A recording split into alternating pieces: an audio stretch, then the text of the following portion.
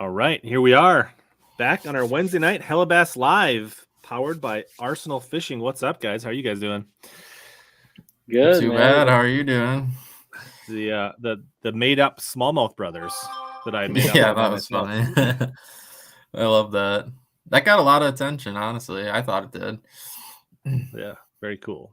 So, we have Jay Shakurat, and because I'm from the north, I can pronounce that. And Alex Redwine joining us tonight. So if you guys don't know them, they're both, I guess last year was their Elite Series rookie season, and both heading into their sophomore season in 2023. So we're going to talk about two big topics tonight. We're going to spend a lot of time talking about life on the road because they were roommates, travel partners, I think all year, but we'll get into that.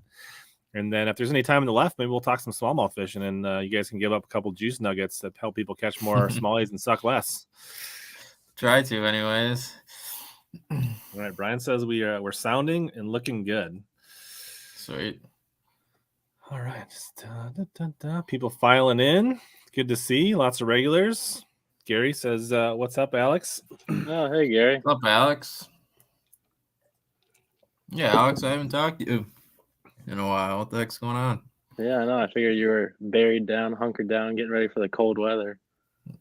Yeah, we're getting 12 inches tonight. Oh, gosh. School's canceled. They can't. Well, they might even cancel the college tonight. It's up. Yeah, in we're the getting air. a nice layer of rain right before it gets cold and the snow goes on. So that's a really good mix. Yeah, I know. Hopefully the rain sucks up all the snow. But the thing is, like, we'll get a little bit of rain frozen under a foot of snow, and it'll still impact us less than like anywhere south of Mason-Dixon line getting like a half inch of snow. Right. Yeah. Awesome.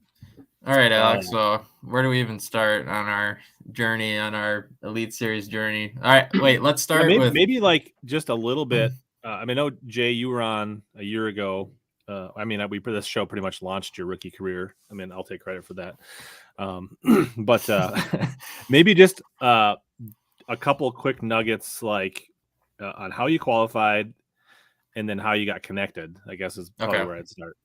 Yeah. So how I qualified was through the Central Opens I fished last year in 2021, and I qualified through 3 tournaments. It was pretty much like the fastest way I ever thought I could qualify, or really didn't even think I could do it, to be honest. And it all happened so fast.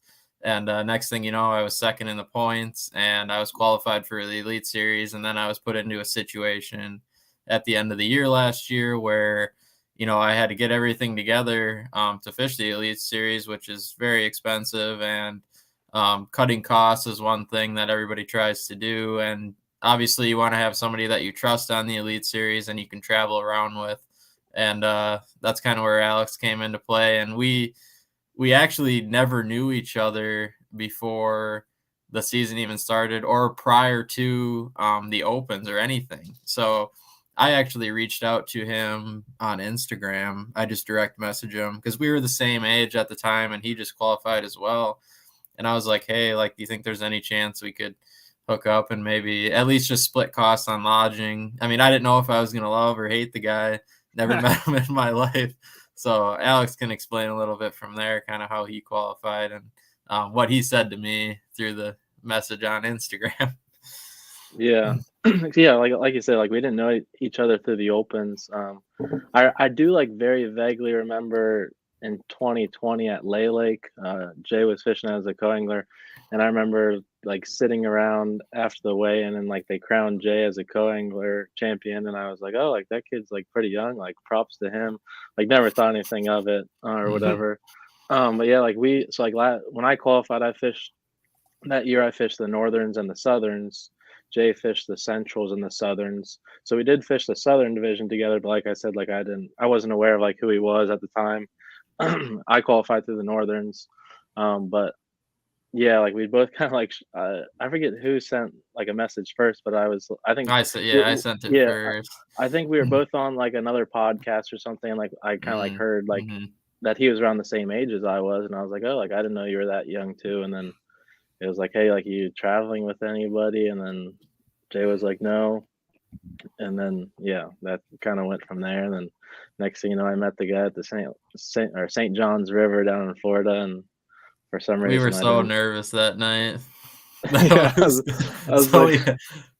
We had this so yeah, fast forward, next thing you know, the first time we're meeting each other is the St. John's. You booked that hotel through we had a recommendation through Skylar Hamilton and Mike Huff. It was a couple of people that told us to stay there. So it was kind of surreal, like pulling up to the place. We were two rookies, and obviously there's all these pros staying at this hotel, and we were like, wow, this is actually happening. And then because we haven't even practiced, we haven't even rigged our rods yet. We pretty much just got to Florida. And I think it was like that first night before the tournament. I don't know how much either one of us slept, but that was probably the most nervous, and I'm sure Alex can say the same. For that tournament, it was pretty wild. So you guys like basically just arrived afternoon before, nothing like super early. So you guys basically like Yeah, it was like mid-afternoon. hang out for like 3 hours, time for bed. Mhm. We're splitting a room. Yeah, Double queen, yeah. double queen situation. Like, I hope he's not an axe murderer, or I hope he doesn't like scream in his sleep, or like. Yeah, first time I met him, didn't know if he was a snorer, didn't know if he was a sleepwalker. Yeah, you know, everybody's got their quirks. Double You know, if he's queens got like a always. pet possum he sleeps with. I mean, you don't know anything about either one of each other. Like, Yeah, you is he know. like sleep? Yeah, you know, I mean, everybody's different on their sleeping situations, but we'll get into the whole sleeping quirks later because I think both of us know each other's quirks by now. But yeah, anyways, the day before that tournament, and then once the tournament progressed, we were less nervous, and then I feel like we kind of clicked right away. I mean, we never really had any moments where like we disagreed with each other. We pretty much shared. I wouldn't say we shared as much information right away, is probably because we were trying to at least feel each other out a little bit. I mean, the first time you meet somebody, you don't know. I mean, it's the same thing with any other friendship, I feel like.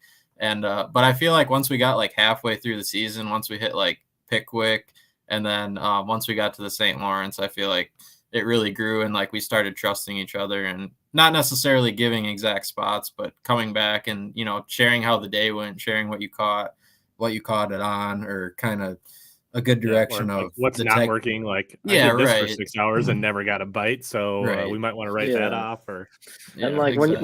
when you So, first meet, and like when you first meet somebody, like you don't kind of like know exactly like how much you can kind of like tell this person or trust this person, just yeah. because like I feel like every fisherman has seen it where something comes back around and ends up biting them like down the Mhm. road later. But yeah, I feel like season went on. I feel like kind of like Pickwick was kind of like our, I felt like almost like the biggest kind of like trusting times. I don't know, just because Yeah. like we didn't do very good in that tournament or already, like we No. didn't have a good finish, but just because it was a whole like kind of like finding schools of fish and stuff like that, where we were kind of like, well, I felt like we just worked together really well in that one. And then yeah, Yeah. from there on out, we just kind of like we both have like the same rhythm, and like we kind of are on like the same like mind, where it's like we know what to tell each other, and like we know what not to tell each other, because like next thing you know, like if someone's telling you a bunch of stuff, that's gonna kind of get in your head and gonna like kind of mess with Mhm. how you either practice or how you fish the tournament like that. So it's kind of like cool to tell, kind of have that balance of what all you're gonna tell and everything like that. Bill says hi. What's up, Bill? I can fast forward to that Pickwick tournament when we really started to click a little bit. I mean, you talk about all these guys that have these connections on the Elite Series. Like, there's all these certain cliques, you know, like the Johnston brothers, or obviously they're brothers, so it's a little bit different there. But there's other people like Brandon Cobb and Shane LaHue. You know, Mhm. they share so much information, and there's other people like that. Um, Definitely that tournament was where it took off for us, because in practice, both of us, like, every day we'd come back like, "Did you find anything? No. Did you find anything? No." And I'm like, it got to the third day of practice where usually one of us has found something or found a Mhm. pattern that was working. And we pretty much just put our two heads together, and we actually shared one area for most of that tournament. But obviously, the standings, it didn't really work out too well. The fish weren't the size that we were hoping for. But anyways, yeah, I mean, I felt like we worked together that tournament, and then we could trust each other moving forward, where we weren't gonna, you know, if somebody was catching them better than the other, we would lean off or vice versa. So Pickwick was like your stepbrothers moment where you're like, did we just kind of, yeah. Like, Yeah. Kind of, yeah, because neither of us cashed a check. is that the one time Jay didn't cash a check? No, Lake Fork. No, Lake Fork got me. Yeah, as perfect as perfect as he seemed, he didn't cash a check in a couple of tournaments this year. Back to back Pickwick Lake Fork tournaments. Those ones, they didn't like me, no. So yeah, anyways, after that Pickwick tournament, we went straight to the St. Lawrence, and so we get back together, blah blah blah. We got this house. It's a little bit crusty, not gonna lie. Shout out, who is, I can't remember her name, the person that owns it, but what's the place called? Oh yeah, it's right. It's there. It's a lucky cabin because this is where Alex qualified for the Elite Series. Yeah, I qualified at the St. Lawrence, and there was like this little cabin cottage thing. It's like $60 a night. Like sleeps like 3, 4, 5 people. No 10. AC. Like the beds like lean, and there's like divots in them. Like all the doors squeak. Like the windows don't close. Like the showers, like you can barely fit your shoulders in the shower. But I was like, we gotta stay here. Like there's good mojo here. Like whatever. And it was like $60 a night or something. Right, and then the mojo was obviously in Jay's favor that week. But we're for sure staying there again next year. Like no questions about it.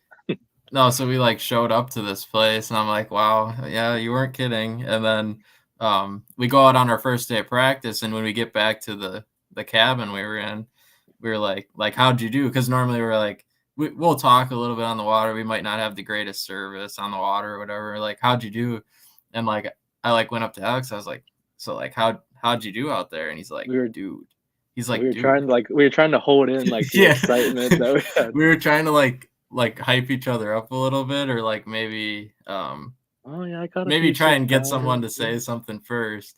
And he's like, I'm like, I think I came out first. I was like, I had like 26, maybe close to 27 pounds. Like it was unbelievable. And then Alex is like, he's like, I caught so many 5-pounders, and I probably had the same weight. And I was like, oh my, like this tournament is about to be the best tournament of our lives.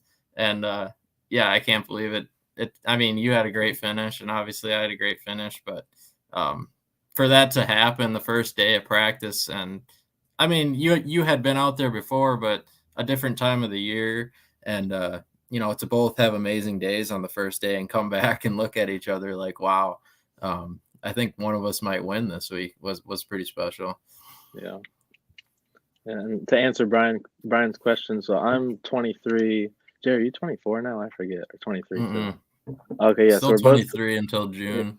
Yeah, so we're both 23. When we first when the season first started, we were both 22, and I think at the time, I don't know about this year, but I know last year, like we were the youngest two on the Elite Series. I'm not sure about this year though, but we might still be the youngest next year. I'm not sure.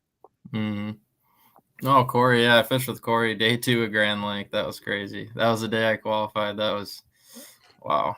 Looking back on that, that was a wild day.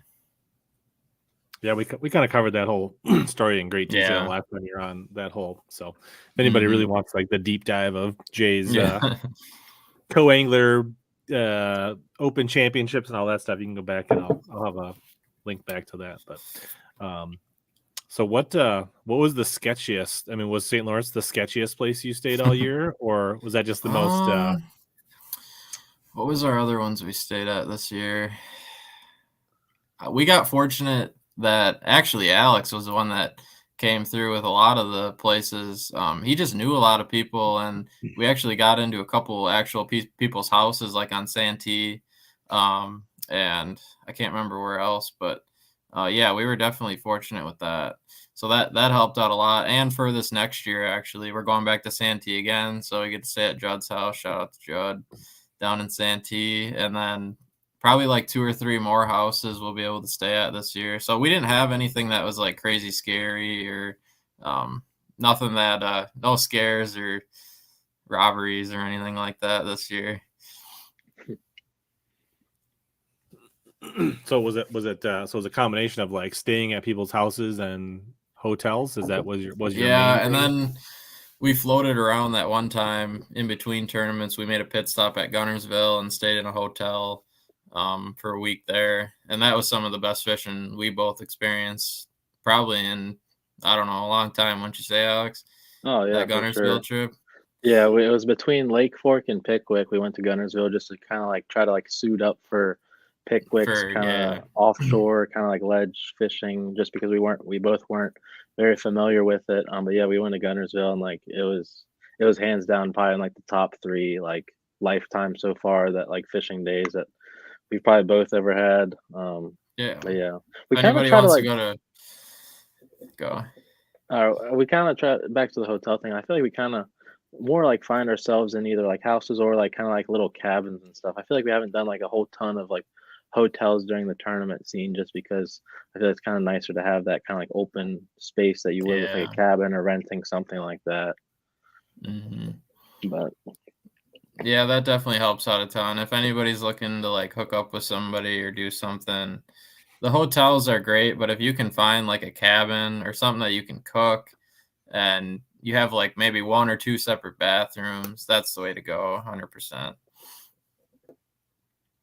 Yeah. So what was your?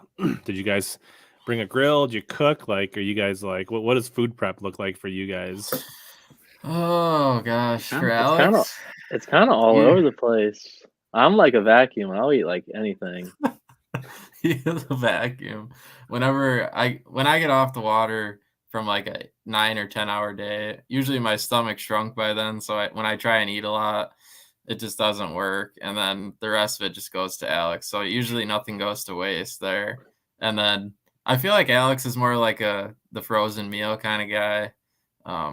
When you get back, I don't know. You can tell Yeah. whatever you want for your, I feel Yeah, like I feel like the I feel like biggest. I feel like I saw you cook like a lot of like little quesadillas this year, like a handful of quesadillas, certain places, yeah. like I did make whatever. that at Pickwick a couple times. Yeah, Whenever we try and like make food, usually it only lasts for like 1 or 2 nights. And then once we get into like practice in the tournament, we're just like, oh, whatever looks good. yeah. But yeah, that's about it. Yeah, you guys. I mean, so do you guys packing like? Do you guys do any food prep for the boat, or you guys just like hitting the quick trip and like throwing in stuff? Like, what does boat Well, snacks look like for you guys? My boat compartment, my like snack compartment. I feel like it's a lot of just it's a lot of cheese crackers, a lot of cheese crackers, a lot of trail mix. I never oh really. no.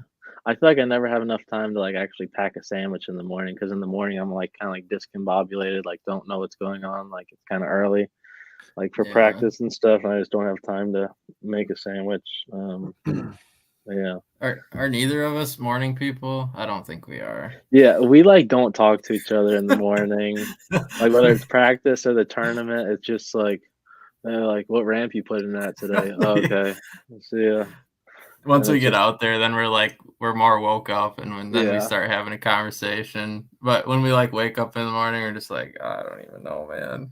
I don't even know where I'm at here. Hold on, You let guys me get my bearings. sound like the opposite of Ryan Salzman. I actually watched. He had like I watched it because I was on Mille Lacs, but he did his video from Mille Lacs from the BPT, and he gets up like an hour and 15 minutes before he needs to leave to like cook chicken breasts in the George Foreman and like build like No this way. oatmeal, like instant oatmeal cookie that he's got something. He picked up some kind of disease or bug or something that threw off his like, so he can only eat very Yeah. specific things. But he gets up and does Wow. like 90 minutes of food prep every day before he goes out on the water. It's crazy.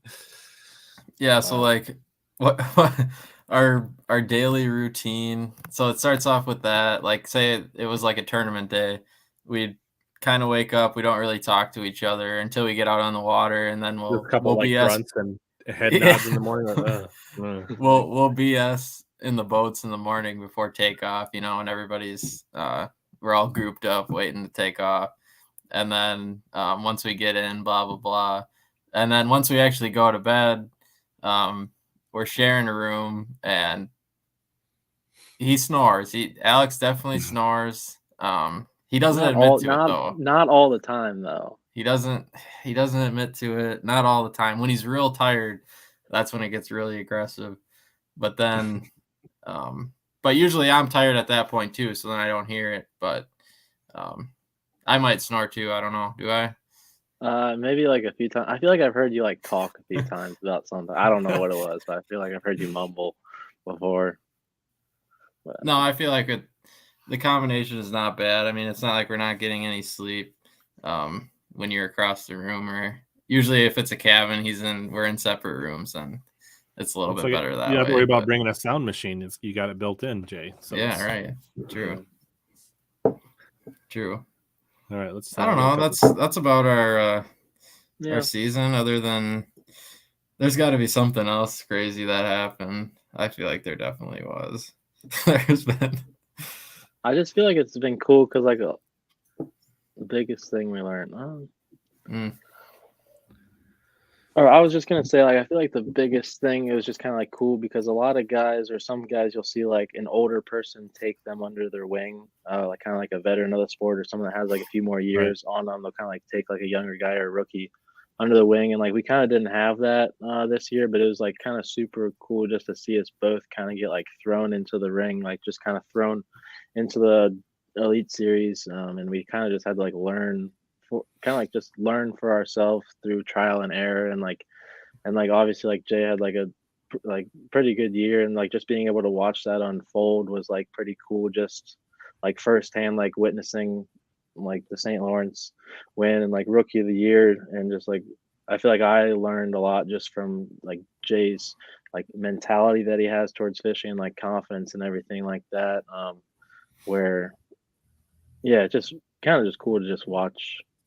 Yeah, like because we entered it on the same page, like we entered beginning of the year on the same page. It's just kind of like lost or scared or nervous, and it's just kind of you ain't lying.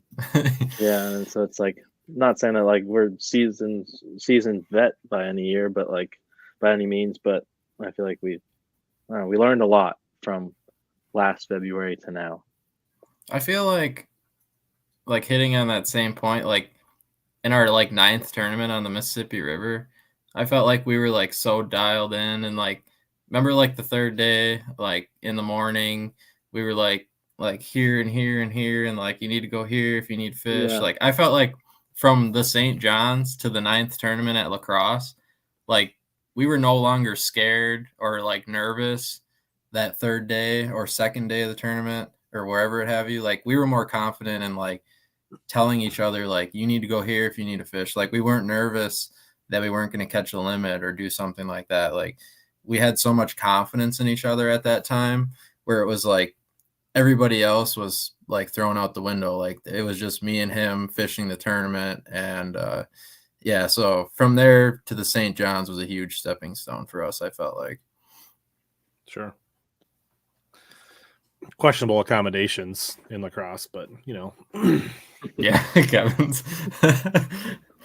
Where's Kevin? Is he on here? I haven't seen him.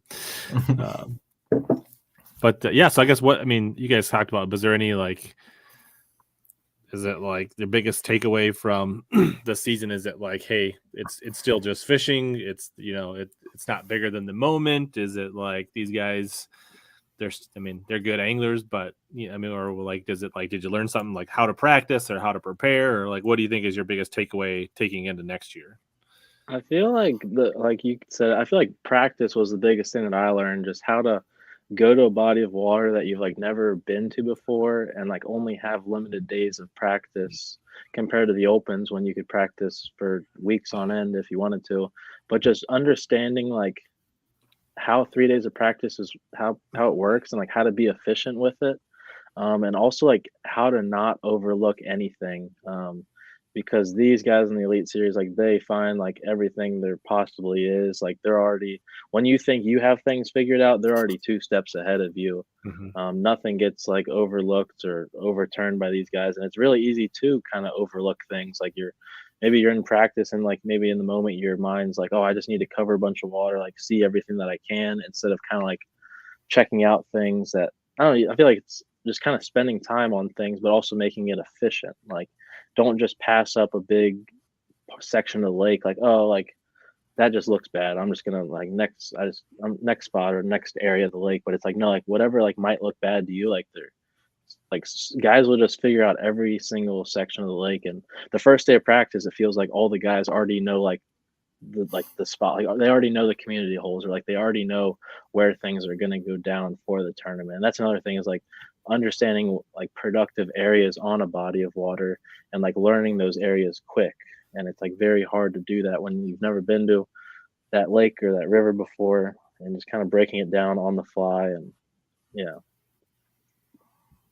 And Yeah, then also, 100%. yeah, and then like also, and I also learned a lot about like in practice, it's also just kind of about putting stuff in the back of your mind. Like you're running down the lake and you look and like, oh, that creek arm, there's a bank on that creek arm, and it's like little things like, oh, it's noon and that bank has shade on it, or there's trees on that bank, and you're like, oh, I don't have any time to fish it in practice, but I'm going to put that in the back of my head. So on the second day of the tournament, when it's noon and you only have 2 fish, you're like, oh, maybe I should just check that real quick, or check that real quick, and you have all these kind of things in the back of your mind that you kind of just build upon, and eventually come across the pattern, etc. Yeah, I think that was a like number one thing, that because I like, for example, on Pickwick, like I don't know if you felt the same way, Alex, but like when we dumped our boats in, like the first 2 hours, I felt like the entire river or whatever was like graphed already. I felt like everyone had graphed every whether it was a channel bend or any like community ledge spot, or maybe even a little bit off the wall ledge spot, was already graphed in like 3 hours. And I was like, wow, like first time on Pickwick, kind of getting into summertime, and like you're basically thrown into the ring with the guys that have been out there for 15, 20 years fishing these ledges. And you're like, you got to start thinking outside the box. You can't just, go in with them and start fishing the same stuff, because they're probably gonna fish it better than you. And obviously they've been fishing that area for a longer period of time. And at the same time, you can't just, like Alex said, you can't just start driving down the lake and skip a 15-mile section just because you don't think it looks good. Just because you don't think it looks good doesn't mean the bass don't think it looks good. And that's probably the number one thing that I learned this year, was don't go over overlooked areas that don't look good, because they can be really good. Yeah, what's up, Jig Squad? Yes, and that's a good point, Alex, about the like, hey, sometimes you don't have time to practice everything you want to practice, but sometimes you just have to be like, that looks pretty good, like mental note. Because I remember that tournament that we fished, Jay, in La Crosse, right, 2 years ago at Divisional. Like I had a battery issue, and I like idled past this mat and looked at it in the water, and it just looked right. Like it was that clean water, a little bit of current. Right. There was like a lot of bait fish around there. I was like, man, if I just need a spot to throw a frog in the tournament, I'm going to stop here. And I literally weighed like 10 of my 13 fish off that. And they were all like 2 3/4 to almost 4 pounds that came out of that mat. Yeah. I never made a cast on it, so like that, to your point, Alex, like sometimes you just have to like trust your gut and be like, I don't have time to fish it, but that's a spot I can fish during the tournament. Yeah, for sure. For sure. But then I feel like there's other times too where you're on Pickwick Lake and we're fishing that same spot, and then we're like, I think we just need to milk this spot out the entire time, because I'm like, where are we gonna find more fish? Like we looked for 4 days already. Like we've looked at stuff that's off the wall, and it's like, do we just sit on the fish we know and try and make do with what we have? Or at the same time, do you just go for it and just leave it and try and find something, even though you think maybe you could cash a check on what you're sitting on? So there are times where it's like in certain tournaments where it's a little bit of a different situation, and you just have to hope your decision making is right. Yeah. Did you ever like think about like, all right, Jay, you stay here and hold the spot. I'm going to go over and look just to see in case they're over there, and I'll be back in like 10 minutes. I think we did that the first day when remember when we didn't find them right away? They were like gone. Yeah, there was like this school that it was just gone. Like in the morning, like we were looking for it, and there was nothing there. And like we just both went our separate ways and started looking, and then all of a sudden I'm like, I think I just found it. And then I like looked behind and I waved him over, and then Alex whooped me up for like an hour and a half. When we found the school, he caught like everyone out of it. I think I had one, and I'm like, oh dang. I was like, Well, and then I said, I caught my, once I caught my fifth one, I think I like slid away or like ran somewhere. I don't know, but yeah, but that was just wild and because then it's like we know that the was suckers are crazy. down there. They just like weren't biting, and Mhm. when they bite for like 5 minutes at a time, and only like 2 of them would bite, and you're like, what the heck? I'm just glad we're not going back there. We could talk about that tournament for days. So if anybody's interested, Jay's looking for an earplug sponsor for Earplug. 2023. He's got a little extra Yeah. special It on ain't the that wrap just in case bad. there's earplugs or noise canceling headphones that want to sponsor for his sophomore I have a hard season. time sleeping with earplugs in. I don't know. Then I'm afraid like Alex, like what if Alex sleeps in though, and like all of a sudden we don't hear our alarms, and then like next thing you know it's 8:30, and then we have to tell Elisa, the tournament director, like I don't know what happened. We're dumping in our boats, I guess. I couldn't. Yeah, I had to tell Lisa like, hey, I couldn't hear my alarm. Like Alex's snoring was just too loud. I just didn't hear my alarm go off. I just got these new earplugs, and I didn't know if I should use them. Oh man. So there you go. That's the answer. You need noise canceling headphones you can sleep in, because then you can Bluetooth them to your phone. So they cancel out Alex, and then the alarm comes on right in your ears. That's the answer. That's a good answer. I have to think about that. It's not that bad, okay? Like, yeah, I've probably snored a few times, but I just had to spice up the conversation a little bit. It's no fun without controversy. Feel free to make Right. something up about Jay, and you can just share at any point. Yeah, you haven't hit me, honey. You got to start telling them about all my. I'll have to think. I don't know. Yeah. Yeah. So outside of you guys, obviously you guys got along pretty well. Was there anybody else that you roomed with along the way, or guys that were maybe not in your inner circle, but you guys kind of bumped into and bounced ideas off or talked with, or that maybe kind of were a little bit that mentor, maybe at a distance that you talked about, Alex? Yeah, so like going into once I qualified, the only person I only knew like a few people really, like Mike Huff was one of them, just because I stayed at his house on Cherokee Lake. I stayed at his house for an open one year, so like I kind of knew him a little bit. Like he's an awesome guy, and like after I qualified, I kind of like leaned on him a little bit, just kind of for like wisdom, things like that. And then so Mike stays with Skylar Hamilton, so like we were around them at the St. John's, and we were around them at Lake Fork, and then yeah, like pretty much everyone we've met has been like pretty cool. Like one of the events we stayed with was at Chickamauga. We stayed with Caleb Kufall, and yeah, I really like Justin Atkins. He's just a super nice guy and super kind of just like down home good guy, and that's who I kind of like to be around a lot. And we haven't stayed with him, but he's a good guy is what I'm getting at. But we've been around a handful of other people, but for the most part everyone we've met has been cool. And like going back to February at the St. John's last year, it was just super surreal, like just looking around and you see these guys that you've admired your whole life, read in magazines, watched on TV, and here you are like trying to catch fish against them.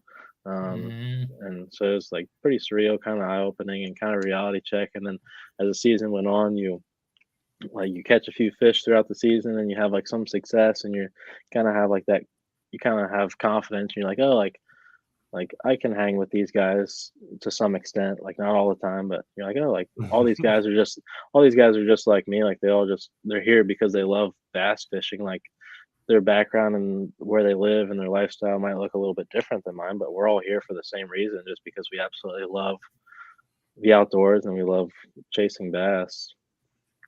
Yeah. When you first pull up, they all look like they have it together, right? From afar, you're looking at them and you're like, oh man, they know exactly what they're doing. They know exactly how to get ready for this tournament. They've been here before. And then as you go through the season, you realize they're all lost as the rest of us.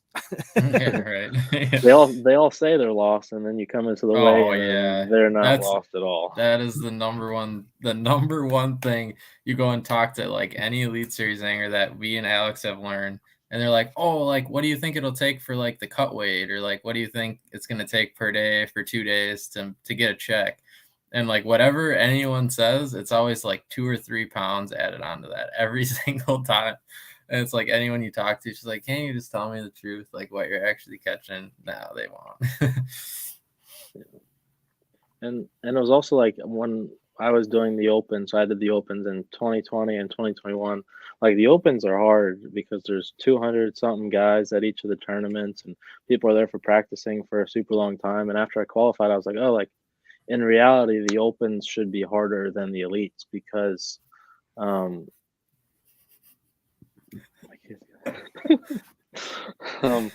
and like you think that the opens are harder than the elites because there's more guys, they're practicing longer, and the bodies of water are sometimes more difficult. So once I qualified, I was like, oh, I got the hard part out of the way. Like now it's just me and 90 something other guys, and we're on like some really good venues, some really good lakes. And all you gotta do is come in the top half of the field, and like you'll get to fish day 3 and get a decent check. And then it's like no, like it's like Yeah. I feel like I've said it like multiple times. The elites are probably 3 times harder than the opens, and I thought the opens were going to be 3 times harder than the elites. And like the elites are just like a huge awakening to like your fishing ability and your mental state and everything. Yeah, I feel like it's that way just because you have to have 3 days of fish for sure. Not even to finish below 40, below 45th place. Because if you don't catch anything the third day, you're gonna end up, right on the cut line, whatever, 40, whatever is place. So you have to have 3 days of fish versus 2 days of fish. And then on top of that, if you do make the top 10, then you got to have 4, which I only did that one time. So I don't even know what it's like to do that, multiple times. I mean, who knows? Just that one time. No big deal. I mean, who knows if it'll happen again? You never know. Nice. There was a question up farther, I think. Something you wanted to...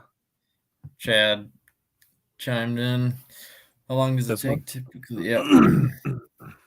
To narrow down the bait selection you plan to lean on when you're on new bodies of water? I don't know, Alex. You can start with that one. Here's the question I wanted to talk. Go ahead, take it, Alex. Yeah. No, we'll both give our. I feel like because going into tournaments, we do like research as much as we can, at least like just whatever public information we can find. So I feel like we kind of have an idea and of like kind of what either goes on at a lake, what kind of just kind of like in past years, what like the typical pattern has been. But I feel like obviously we try to keep it as simple as possible, just simple and basic and whatever we have the most confidence in that works best for us, because there's so many baits out there nowadays where like fish are gonna, I don't know, there's so much stuff out there and it's super easy to get overwhelmed like with like, oh, I'm practicing for a tournament, I haven't caught a fish in 30 minutes, like maybe I need to like why the heck am I throwing this, like I need to have this tied on. But like I said, like every fish out, like majority of the fish in the country, like they're gonna bite a stick bait, a jig, or like just your basic stuff. And I don't know, I just try to keep it as simple as possible. And like going into practice, I start out with just the stuff that I have the most confidence in. Like there's like 3 or 4, 5 things that I like. I feel like they're always staples in my fishing career and are kind of like always tied on. What are those? Well, you see, there's. He's got some secrets. He won't tell. Yeah, I'll tell you guys. So, like, the first one is.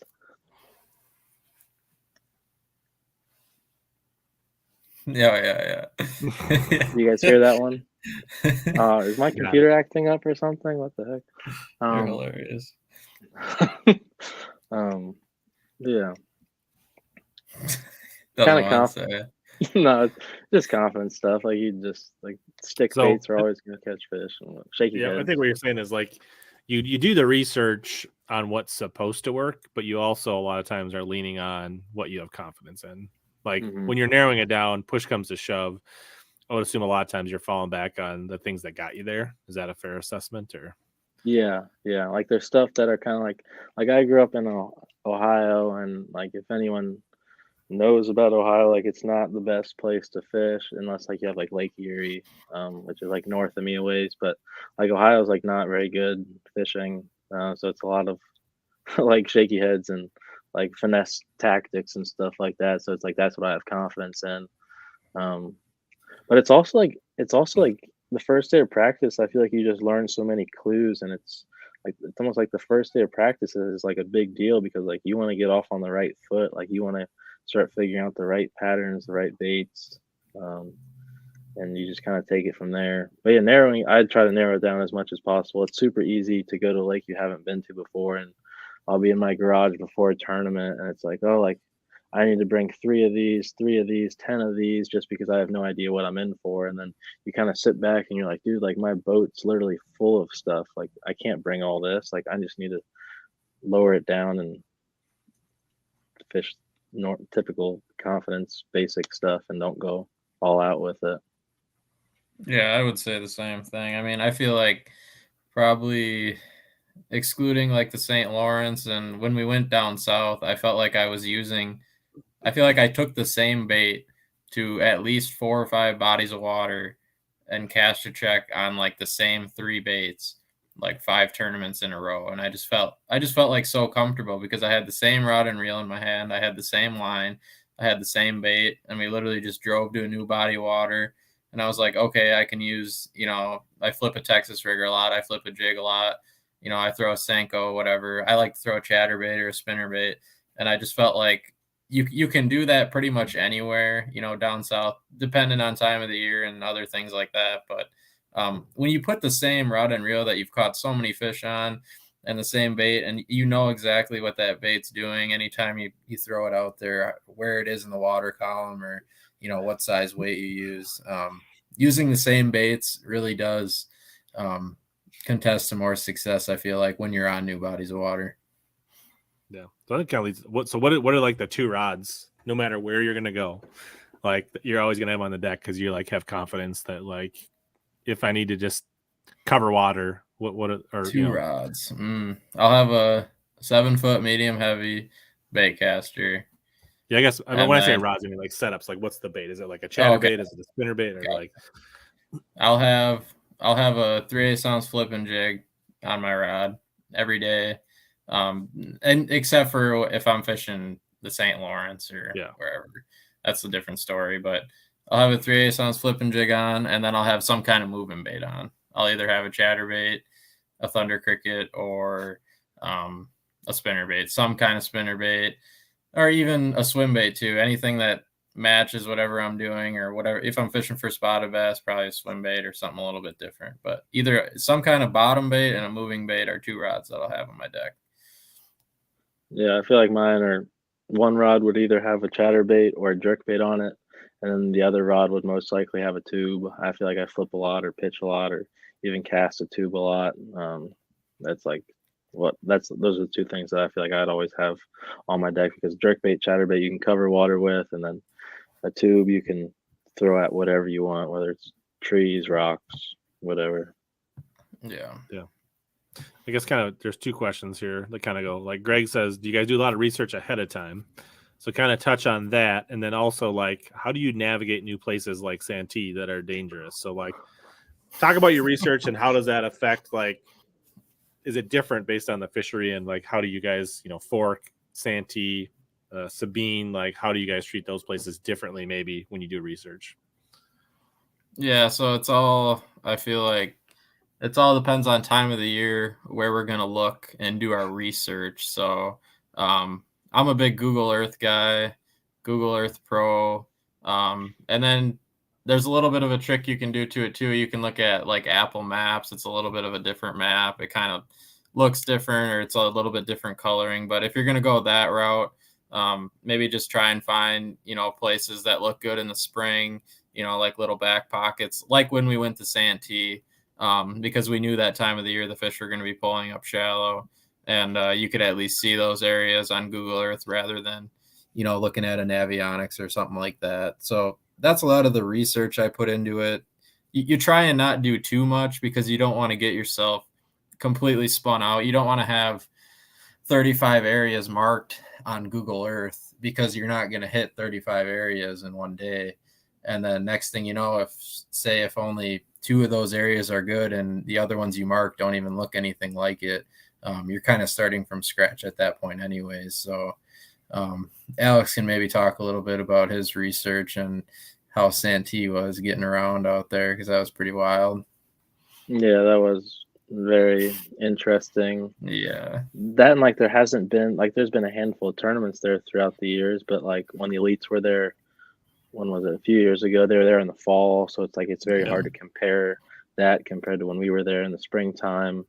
But yeah, I feel like I do Google Maps as much as I can, but and satellite images.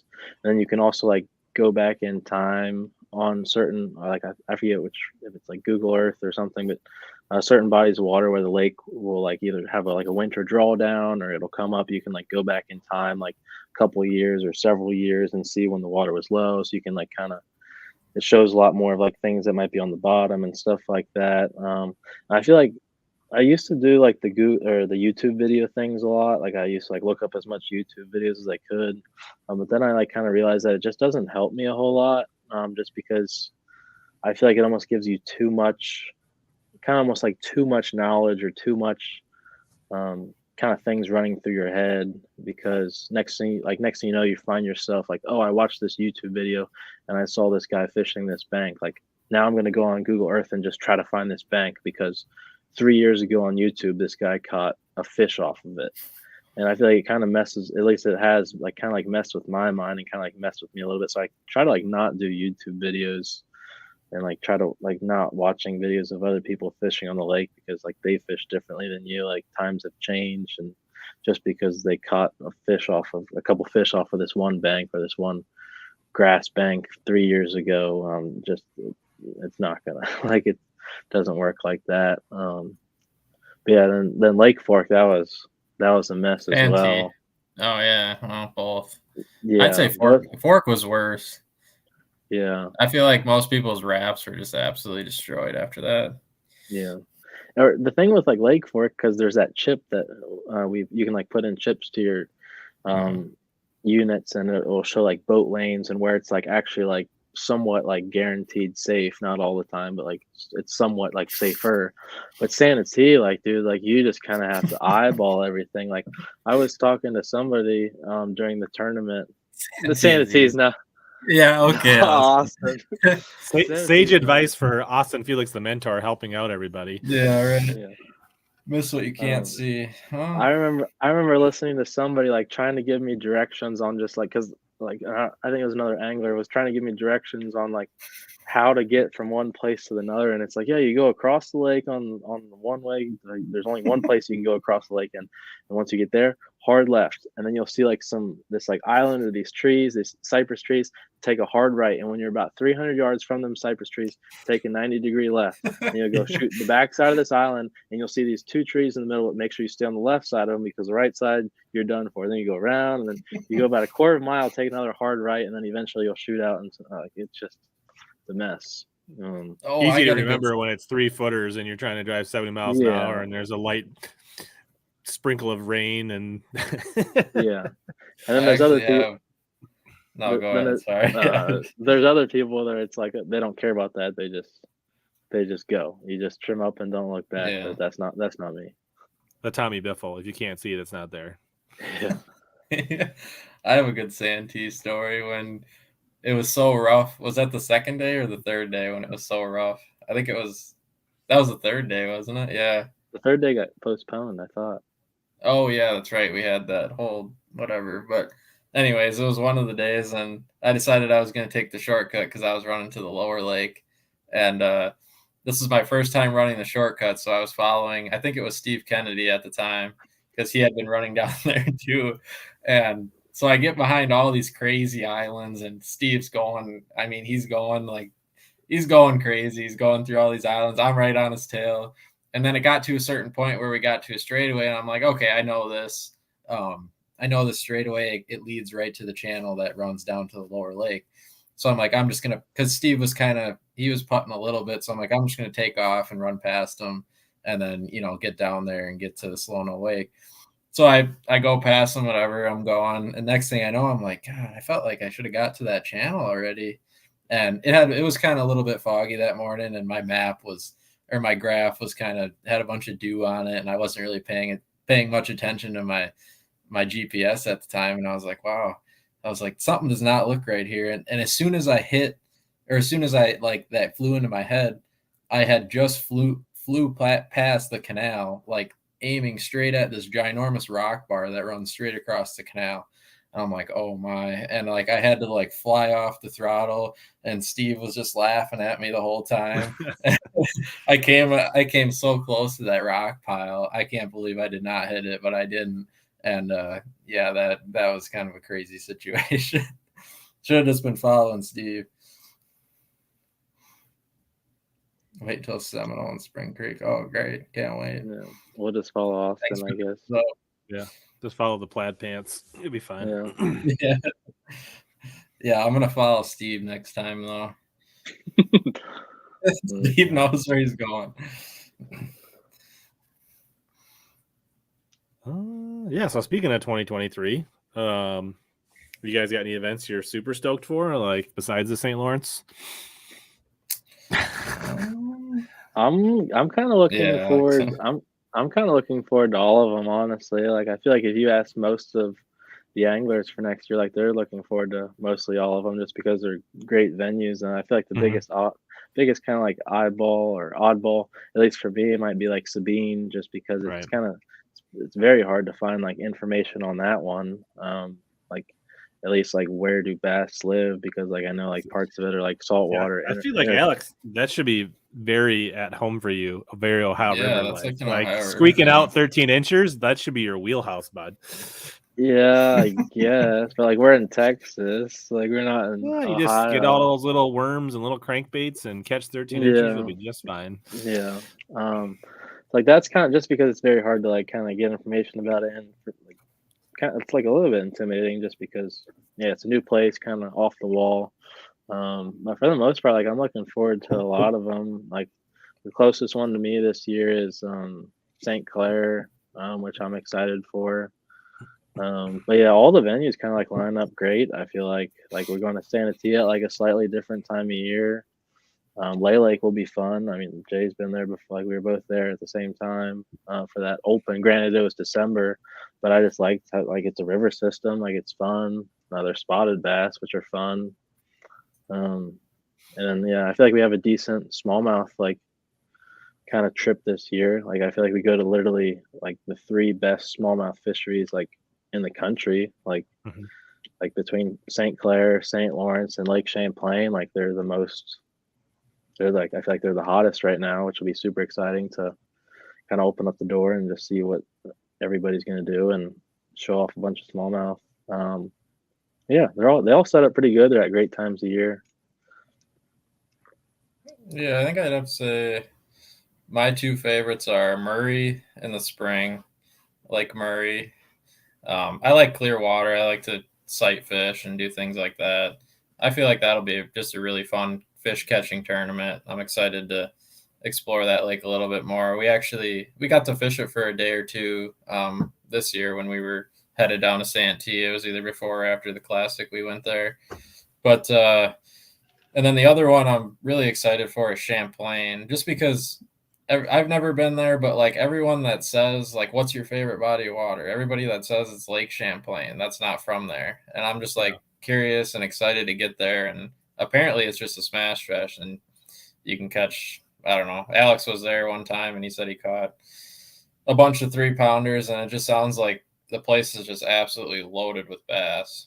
Yeah, it's really like everywhere you go on that lake, like you can catch some sort of fish, whether it's largemouth or smallmouth, and they just actually act like smallmouth there. Yeah, right. They're not stubborn, and it feels a little bit like home. Like you're gonna look at the water and say, "This feels like Wisconsin and Minnesota." Like it's not gonna feel weird to you. It's a big natural lake like we have up. Yeah, we have a lot of lakes that there's not a ton of structure in, and the fish suspend and chase ciscos and do a lot of that. I feel like Champlain is similar to a lake like that. So did you guys get a chance to share a boat at all last year, like fun fishing between tournaments, or a couple times? Yeah. Where we did it at before St. John's. We spent before practice at St. John's. We spent a day on like some little lake in That was Florida. terrible. Yeah, But we didn't that really know each other. We didn't really know each other, so like I was kind of like You're I like, was like a little. does this I was a lake little suck? nervous. Do we both suck? Yeah. Does Yeah. he Do we suck? suck? I don't know what's going on. So We're it's not like, catching Yeah. fish. We're both like, gonna bomb in Florida. Like, like I didn't really know like how to act around them or anything. Like I was kind of like nervous. Then where else? We did at Murray. I think we went out for a day and just like did some bed fishing. That was fun. We at Lake Fork after the event when we both didn't do very good. We decided to go back out again and spend like a half a day and just trying to like realize like what we did Yeah. wrong. Then on Gunnersville when we went there before Pickwick and we were just catching a bunch of fish. We all right, here's the story. So we found like we were there for like 3 or 4 days or something, and we were kind of just like smoking them, or like we were just catching a lot of freaking fish and a lot of like big fish, for like a couple of days straight. Because I feel like we were finding a lot of schools, and we were just absolutely leaning on them. And then like one day I was like, man, like I wonder if there's any like little weeknighters going on. Like it was like Wednesday night. Like I wonder if there's any tournaments. So, like as we're out on the water fishing, like I'm like on my phone, like trying to find this like a little like jackpot tournament, and we end up like finding a little wildcat tournament, and we're like, oh, like we got to do that. It's only like $60. Like we're catching a bunch of fish. Like why not? And it was, but we kind of like what crossed our mind was like, oh, like we've kind of been catching a lot of fish. Like you think we've kind of like beat up these fish because we've been catching them for the last like 2 or 3 days, and it's like, oh no, like we'll just go and hop in the tournament. So we put in our $60 and we didn't do very good in the wildcat, or we got like second place. They only paid first. No, we place. lost by like 2 ounces or something. Yeah, first. and it's but we caught. I don't know what happened. Yeah, we caught so many like the fish that we didn't want that we like left for that we didn't catch for the last 3 days. That was fun though. We caught a lot of fish, but we didn't win the Wednesday night, or the Gunnersville Hammers got us. Yeah, the wildcat. Yeah. But so that was our first tournament, our first and only tournament. Yeah, that was our first. Together. Yeah, I felt like the mojo was good. I felt like the mojo was all right. We could be team partners, I think. Yeah. On the Ohio River. Yeah, Ohio River. Yeah. or maybe the Sturgeon Bay Open if you ever like need a sub, right? Like maybe you can call Alex up. Yeah. Jay, he probably has a whole line of like northern Wisconsin hammers. Like I'm like down here, and he's got like all these names like until he gets to me. Yeah. All right. There's been a few questions about this is the last question about 2022. Then we'll maybe like tee up some questions about smallmouth in the chat that you guys want to know. But like, so looking ahead, obviously, Jay, you had an amazing year last year, won Rookie of the Year, top 10 AOY points. Alex, you came on really strong. I think you knocked out 3 checks and, kind of turned things around, which, I mean, at the trajectory you're going, it wouldn't have been good, but I think you felt good, when we were talking in lacrosse that like, hey, finish the year strong. So you guys both got some momentum, but like, what's going to make a successful year for you in 2023? Hey, you want me to go first? Yeah, we'll start with the little man, then we'll go with the big dog. My goals is like obviously it's just to beat Jay. yeah. Like I feel like we have a little bit of a competition going. I feel like now we don't have to talk about it, but we can talk about it. No, not like that. But like obviously every angler's goal is to make the classic. Like this year I was faced with like a lot of like nerves, a lot of lows, few highs, more lows than highs. And like throughout the middle part of the season, I felt like I was just like kind of battling like a lot of doubt, and like just because I was wasn't seeing the tournament finishes that I wanted to. And then the end of the year, I kind of like had some momentum. So hopefully I can bring that into next year. But like my goal is definitely the classic for next year. And my goal is to make a top 10. I don't know where it would be, but like I really want to make a top 10 and just kind of like build like a more like kind of like make myself like a more like credible name in the fishing industry. I feel like I'm at the bottom of the totem pole, kind of just because I'm new. But it's kind of just make myself a household name, and so top 10 in the classic is my goal. Not a top 10 and the classic, or top 10 in the classic. In the classic would be cool too, but a top 10 in the season and then qualify for the classic.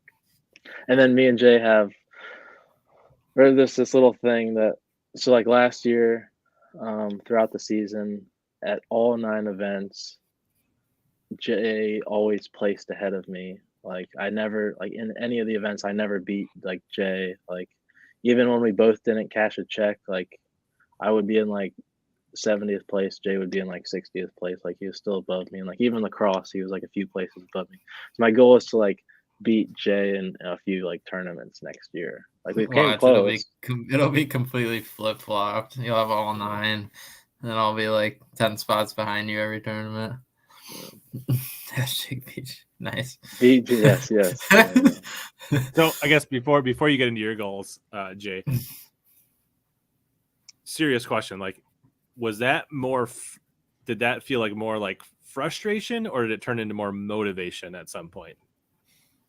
Not beating, like losing to Jay. Like just like watching Jay's success. Does that like motivate you and give you like inspiration, or like saying like I fish with, you know, we hang out, we do things similar. I know it's just like it's small things and I can like do and be on that level? Or is it like, man, I can't believe like it's frustrating. I can't get above that hurdle.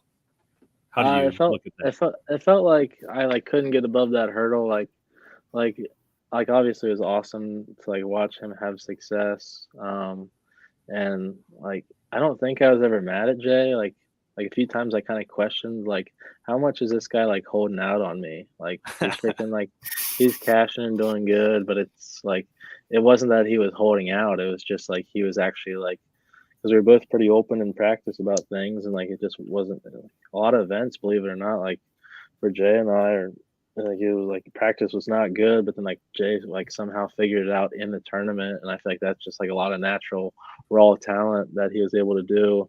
And like St. Lawrence for me was like my kind of like breakthrough, or like throughout like before that event, I made a couple like I never made a cut, but I made a couple like small little smaller checks. But St. Lawrence for me was kind of the breakthrough. Like okay, like I'm comfortable. Like I finally made a cut. Like I came in like 20 something's place. So I was like, oh, I feel good. And then watching Jay do what he did at the St. Lawrence, it was just like super surreal and super like just eye opening. And then we went to the next event at Oahe, and like we both made the cut there. And then I kind of reflected back towards Jay's win at the St. Lawrence, and like watching that unfold, it just kind of like makes you think like it kind of makes the fire like burn a little bit Right. hotter. It's like, oh, like I want this now. Like it's doable now. Like watching Jay do it, or like having success, and it's like, oh, like I'm like in reality, like I'm close. Like maybe not in reality, but it's like you see the potential there for you to have 4 great days of tournament fishing and to come out on top. So it for sure lit a fire under me, and it made me want it even more. Maybe want to have success more. Dun, dun, dun. All right. So Jay, what's your successful 2023? Honestly, if I could do a quarter of what I did this year, I would be happy with my 2023. But my ultimate goals for next year are to make the Classic again. I feel like if you don't make it, I don't know, people might look at you a little bit differently. I mean, not anything against the guys that don't make it, but it's just like at our level, if you make it, you feel like you put yourself ahead of the game for the following season. It just gives you like more confidence. And then on top of that, obviously, I've never experienced the Classic, so I don't know what it's going to be like or anything like that, but I've been to them. I haven't been in them, so I know how crazy it is and things like that. So that's my number one goal. And then for a secondary goal, I would just like to qualify, or not qualify, but be in the top 10 again for AOI points would be another goal for me, just to stay consistent. I don't want to be the guy that, you know, falls into the bottom 70 or 80 in AOI points for next year, and go from that extreme high to that extreme low. Maybe just try and keep the low finishes, you know, as high as I can get them. And hopefully by the end of the year, I'm somewhere near the top, or hopefully at least in the Classic. Those are my goals for the year. And nothing crazy. I don't want to go go too off the wire after this year I had, but I just definitely want to stay consistent and hopefully learn a few things throughout the year. And even if I do have a couple of bad finishes, hopefully I have a couple of bounce back tournaments. And that's all I ask for next year. Seems realistic. Yeah. I mean, I feel like, if you're going to be in it for the long haul, right, you need to make classics most of your years. And on the years you don't make the classic, you better like win one every now and then. You know what I mean? Otherwise, like that's how you stay relevant in this sport. I mean, not that that's easy, right? But like, no, you're not. If you won one and finished 50th in points, you'd still call that a successful season, right? So a win can make up for a lot. Not that that's easy, but yeah. And like, let's be honest, Alex, when we first started fishing this year, I felt like neither of us, I didn't feel like I had a chance to win. Did you? Like when we first started? No. But now, like going into this next season, it's like, I feel like one of us could win. Like, I feel like he could win St. Clair. Somebody has to. I don't know. Yeah, right. So speaking of St. Clair, Alex, you fish St. Clair a little bit, right? Yeah, I enjoy fishing St. Clair. Yeah. Do you feel like it has the chance to challenge the Smalley record when you're fishing it, or not at that time of year? It definitely does. Like the last couple of years, we've seen like tournaments up there that have like taken more and more. And the time of year that like we're going there is like a very good time of year. Like the fish will like the smallmouth are going to be doing what they're supposed to be doing. They're going to be acting like smallmouth. They're going to be grouped up like smallmouth. But yeah, like the last couple of years, like it used to be like a BFL or like a 100 boat tournament up there. Like it'd take like a handful of years ago, it'd be like 22, 23 pounds would like kind of separate yourself. And if you had like 19 or 20, you'd be like, get paid decent or whatever. But like the last couple of years, like it's been like 21 pounds, like barely gets you a pat on the back. Like it's like, oh, like you get like the last check. And it's like you're seeing a lot of like consistently like 26, mid 26, like 27 pounds in these one-day tournaments. And I feel like it definitely does. I mean, obviously weathers depends on that. And should be able to fish Canada, right? Like that should be everyone will be able to fish the whole lake. People are also able to go all the way down to Erie if they wanted to. Like there's massive fish in Erie. Then you put 100 of the best guys and best bass fishermen out there, and like they're gonna figure it out. And yeah, it definitely does. Like you're gonna see, if it doesn't take 100, it's gonna take 90 something. Like guaranteed, it's gonna take 90 something. You look at the AOI tournament that Fighter won. Like he was gonna blow the doors off 100 if they fished the fourth day. Like I mean, he had that wrapped up, and he was inviting Gussie and Johnson and like everybody. I mean, like he just laid off him the last day and still had 80 pounds for 3 days or something like that. Like he was on a pace to like pretty crazy. Rich believes in you. Made the first Redwine joke of the day, so that's good. That's his theme song.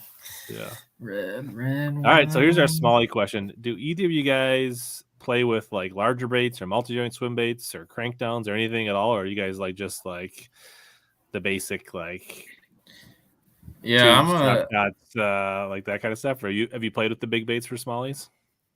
No, I'm a traditional guy. I like small baits, super clear water, drop shots. I don't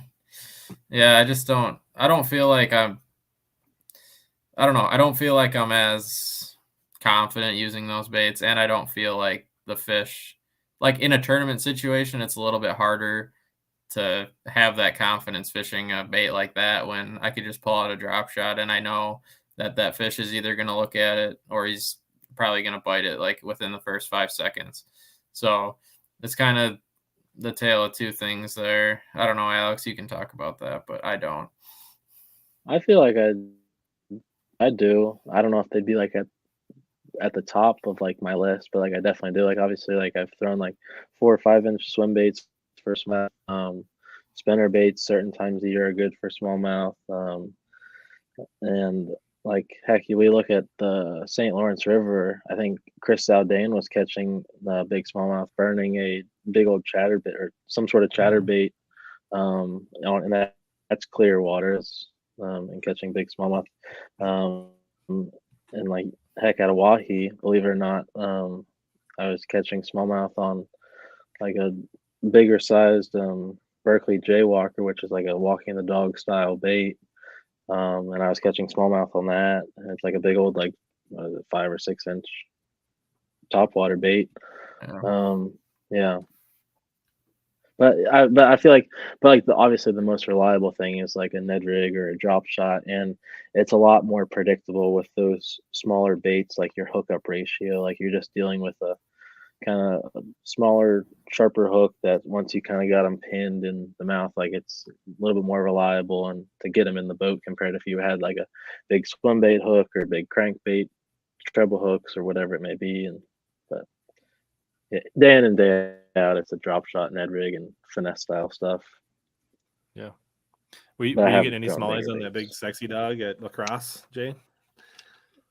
Well, I caught like, I don't know, probably 5 or 6 that were like 19 inches long, and I put them on the scale, like 2.1, 2.38, Just those big 2.25, skinny and I'm river. like, come on! Like every time they would just go wild on it, and I'm like, oh, this is a big one, and then like get it up, and I just put it on the bottom of the floor, and you could like see through it, and I'm like, what is going on here?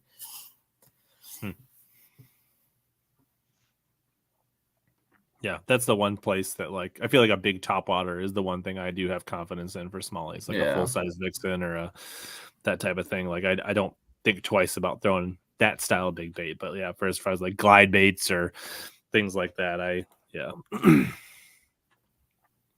there's one time on Escanaba where in practice I was throwing a big line through and they were eating it in practice, and then in the tournament all they would do is follow it, and I didn't make any Really? adjustments. Like it was Well, like probably should have thrown a jerk bait or something else, but yeah, I was right. just like, oh my god, he's like following me, he's gonna eat, and then I was just like, all of a sudden 4 hours later, and I have like one fish in the boat, and I'm like, what have you been doing? Like, Nice. so what's I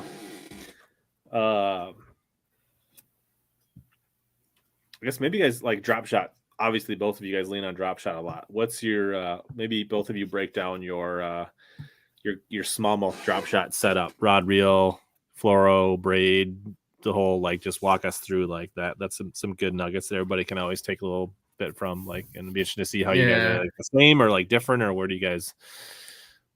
Yeah, I mean, I feel like everybody knows it. I know now, Jay, the you like drop shot. a shorter rod, I think, so that'll be Yeah, interesting to hear. so there's like a couple things that I like on a drop shot. So the one I was using on the St. Lawrence, when I have no team partner or no net or anything like that, I use a 610 drop shot rod instead of like a 7-footer or anything longer. The reason for that is just when you get them to the side of the boat, like I'm not like a super tall guy, or I don't have these giant long arms, so it's a little bit easier to keep the rod closer to my body so I can bring the smallmouth in a little bit easier. And honestly, the couple extra inches really doesn't do you a whole lot overall, rather than just fighting it on the side of the boat. I mean, maybe for casting distance and things, but when you actually using a drop shot with a heavier weight on it, it doesn't really do much there. And then for line size, 10-pound braid to 8-pound leader is like my standard.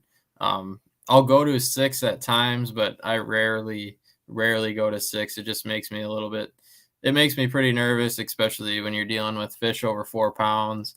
And if you have like currents or anything like that, it's just not ideal. And then I always use a number 2 drop shot hook. I like to nose hook if I can, if there's nothing crazy, no weeds or anything.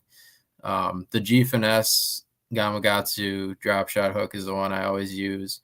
And then for my weight, when I'm not in a tournament, I'll use a tie-on weight, which basically has just the normal round eye, so the weight doesn't fly off. But in a tournament, I'll actually I'll use a crimp-on weight. So with 8-pound line, when a 5-pound smallmouth comes up and jumps, he throws that weight off. So then when you're fighting that fish, bringing it to the boat, all you have is you and the smallmouth and that number 2 hook. That's the only thing. There's no resistance pulling against that hook while you're bringing that fish in. Yeah, it's obviously losing tungstens or whatever on a drop shot weight is a little bit expensive, but in a tournament situation, that's what I like to do just because I feel like it gives me a little bit better odds. And another thing I like to do is I like to use lighter drop shot weights just so the smallmouth can hit it on the fall. I think there was multiple times at the St. Lawrence. Well, I know there was multiple times at the St. Lawrence where I caught a fish on the fall. I'd watch him hit it on the fall, or I'd watch my line, and next thing you know, it would go slack. And I was only about halfway down the water column in 20 feet of water. So those are probably the main things I'll do with a drop shot. Bait wise, I like to keep it pretty simple. Anything green pumpkin. Personal favorite's a Strike King half shell. And I really don't do anything super special with it. I just keep it moving. And if the fish goes down and looks at it, everyone knows that everyone has live scope nowadays.